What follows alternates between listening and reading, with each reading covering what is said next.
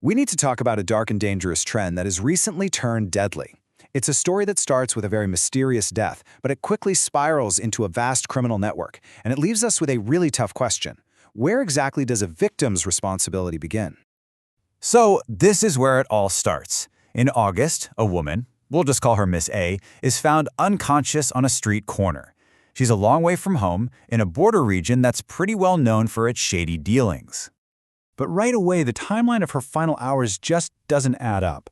She's taken to the hospital, she's pronounced dead, but then it takes hours for her companion, a Mr. B, to report it. And by the time the authorities finally get to the hospital, he's just gone. Investigators think he probably delayed that call to buy himself time to escape and to dodge any responsibility for her death. You see, Miss A's death wasn't just some random tragic event.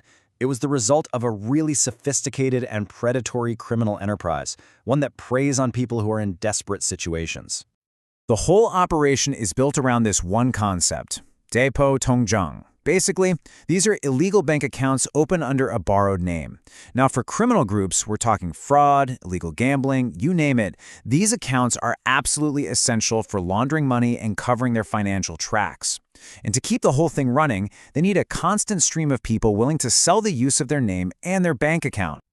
So how do they hook people in? Well, they post these recruitment ads on social media apps like Telegram, and they make some really big promises. This message, for example, offers complete support, painting this picture of a totally safe, well-managed trip abroad. And this one is just a perfect example of the deception. They explicitly guarantee safety and payment, a promise that, as we've already seen, is tragically false. They sell this dream of easy money, but the reality is often exploitation, being held against your will, and sometimes even death. So, in response to these tragedies, the battle has now moved to a new front line, the departure gates at Incheon International Airport. The police are now trying to intercept potential victims before they can even get on the plane. Picture this. Officers are stopping travelers who are heading to Cambodia, and they're asking them to verify why they're going. They ask for pretty simple things, like an employment contract or some business documents. But the response they get is often defensive, even hostile.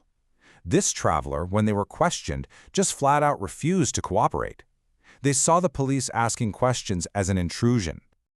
You can hear the police trying to reason with them, explaining that this isn't about controlling them, it's about their own safety. They know the kinds of risks that are waiting on the other side. But that determination to go, it's often just unshakable. The promise of money, no matter how dangerous it sounds, just outweighs any official warnings. So even with police right there in their face, many of them still choose to walk straight into the trap. And listen, this isn't just some hypothetical exchange. The police are dealing with this every single day. In just the last few days, at least 2 men, one in his 20s and another in his 30s, were stopped. And just like that traveler, neither of them could give a clear reason for their trip to Cambodia, which is a huge red flag for the authorities.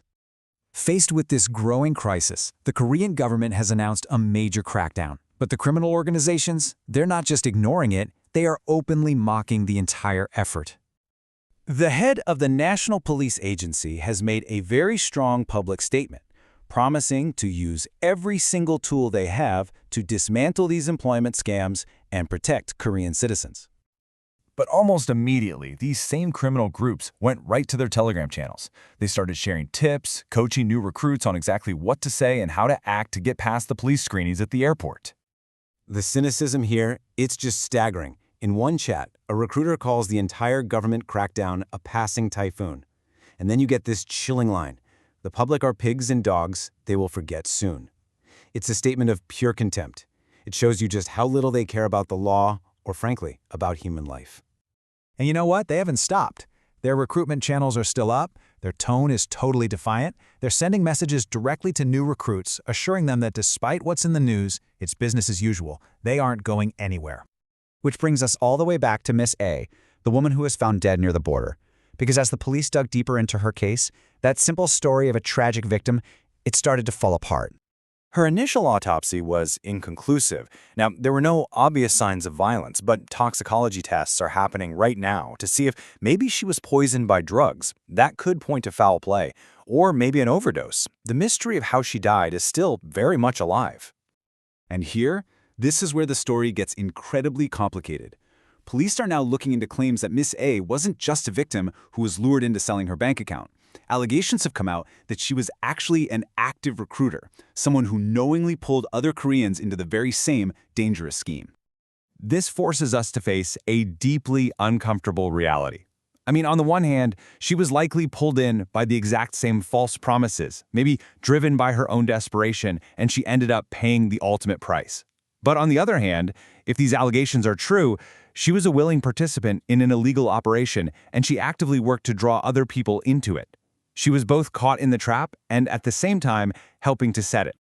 Her story completely shatters our simple definitions of guilt and innocence. It's a tragedy that exists in a moral gray area, and it leaves us with this final, haunting question. When desperation pushes someone into a criminal world that ultimately consumes them, where do we even begin to draw the line between victim and perpetrator?